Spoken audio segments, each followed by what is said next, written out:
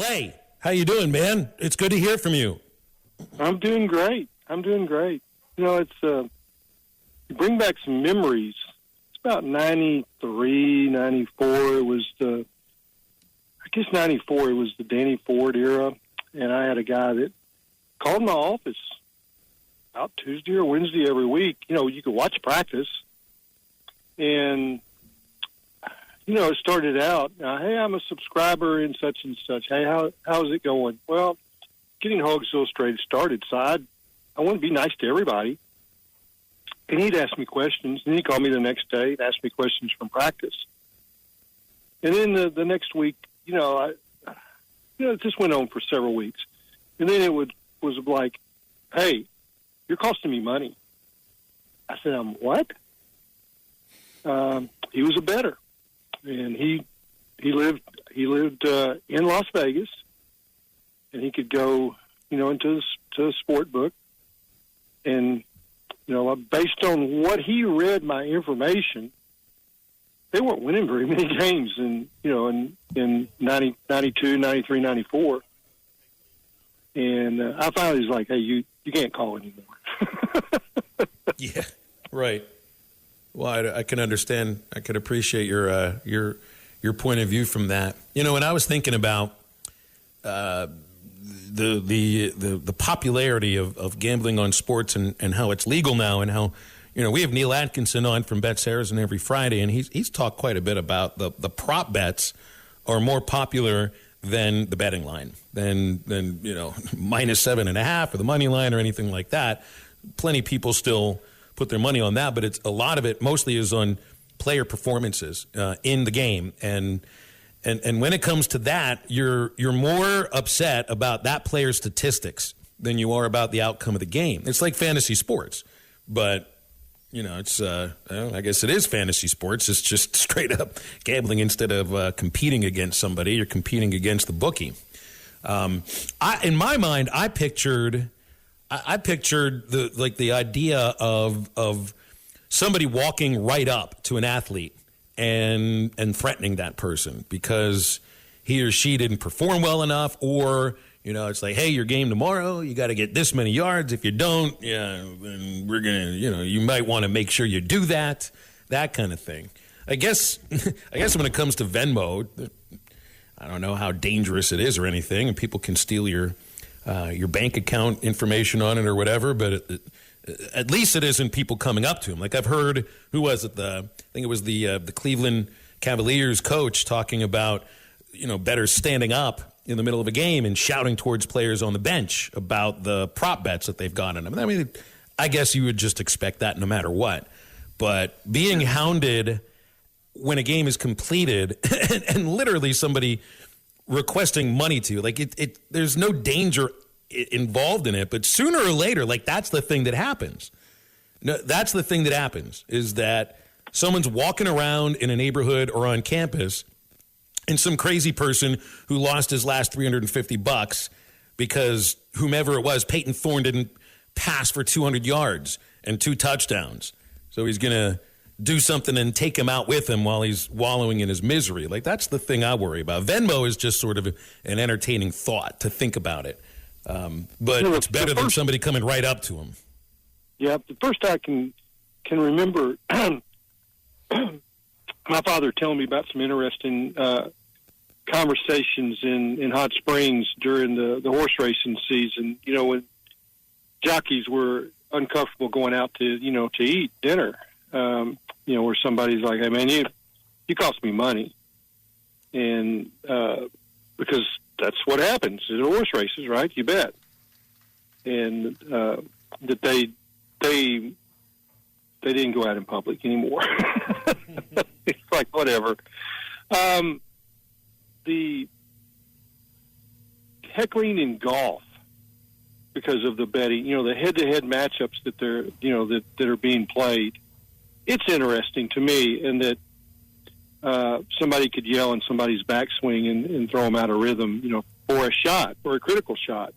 Hey, they yell at photographers for snapping a photo at the wrong time, right? Because of the shutter. Yeah. Yeah. So, it's just the prop bet thing. as far as the college athletes, and I think that there's a lot of people uncomfortable with that. The betting houses, they like the prop bets. It's a big deal, so it's probably not going away. I'm not a gambler. I'm not gambled in golf. I will tell you, the most uncomfortable I ever felt was playing in a 4-ball golf tournament in Tulsa with Ed Bashera. Ed's gone, so I can talk about this. Ed passed away. You know, Ed was the clothier that made Nolan's suits from Tulsa, and we played in the member guest at Cedar Ridge Country Club, and he bought our team in the Calcutta for an insane amount of money.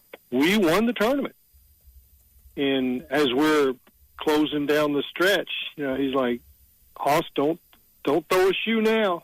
This is what's on the line." It was a lot of money, Phil, and it made me really uncomfortable. It was not my money, but when I found out how much that he had wagered, or I guess you buy your team, that he had done that, and we closed it out, and he handed me some money when it was over. I told him, I said, I don't ever want to be a part of this again. It just was uncomfortable. You think about athletes end up independent of the betting. I mean, you're responsible in some ways, and it's not their fault, nor should it maybe even be this way in some cases. You're responsible for a lot of people's moods for the next week. I used to be like that with the Steelers.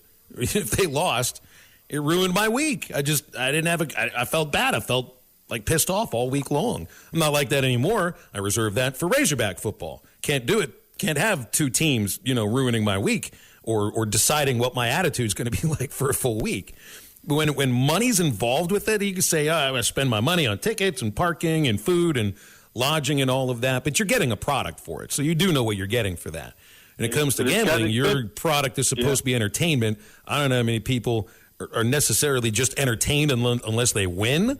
So when it comes to your money, that's the thing that kind of gets in the way, right? That's where, you don't mess with somebody's money is what I always hear about. The athletes are not messing with somebody's money at all. It's not their responsibility.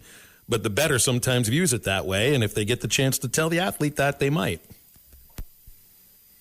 That's right. I can tell you that in the early days of Hogs Illustrated, when we're trying to establish ourselves, I always felt like things would go better with a victory, and so those were interesting discussions when I'd get home. It's like, just think about this, Phil. The first game in the history of Hogs Illustrated was the Citadel game. Right, I remember. Boy, good thing. Great time to start a publication focused on football program, huh? Yeah. Oh, yeah. Yeah. So always grateful for Nolan Richardson when they won the national championship in '94. It was a boost. I'll just be honest. It was a boost. And I told him that. He goes, well, it was a boost for me, too. And Clay, I've been around for so many bad baseball seasons in the minors, not with the Razorbacks. Oh, yeah. I've been around for one bad baseball season with them. When you're living around it, it's a little difficult to extricate yourself. That's right. And you're also emotionally involved with them too. I mean, you get to know these people, you end up rooting for them too. That's why, we had Jason Carroll on Friday, and Jason, born and raised Razorback fan, covered them, and I think has always come from a perspective of being someone who loves the Razorbacks. But I saw him after the loss on Saturday when I was walking out to my car, and he had Marty Houston with him, and they were headed somewhere to go get a shot of something. And I went into Jason and was like, that was a great game. I feel like you guys got lucky. And then I hit myself. I was like, I'm telling Jason Carroll, a guy who was born and raised in Arkansas, dyed in the wool Razorback guy. I said, you guys to him, and I meant the Cowboys. Because that's his perspective now. He's with them on a daily basis. He has relationships with them. So that's the aspect, too. With Brian and Ozark, he doesn't have any relationships with any of the Texas players or with Steve Sarkisian or anything like that.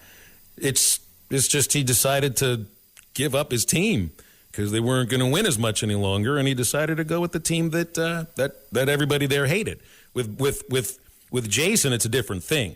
When you get to know those people, it's really I think it's impossible to not root for them. Well, I mean, their situation wins. You know, when you have a private access, website like they do, just like Hogs Plus, the wins bring in business. I'll give you an example that was strange for me to kind of figure out. It's my oldest brother, Butch, U of A grad, then worked his way up, and he was the sports information director. He actually hired Rick Schaefer. And then he left and got into athletic administration. He eventually was athletic director at Florida International when they started football, and then was hired at Alabama to run Crimson Tide Sports Marketing, which is,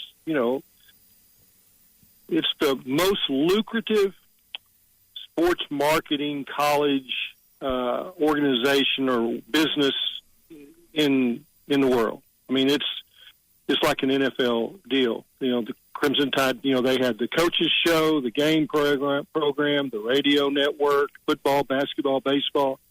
The advertising was incredibly big.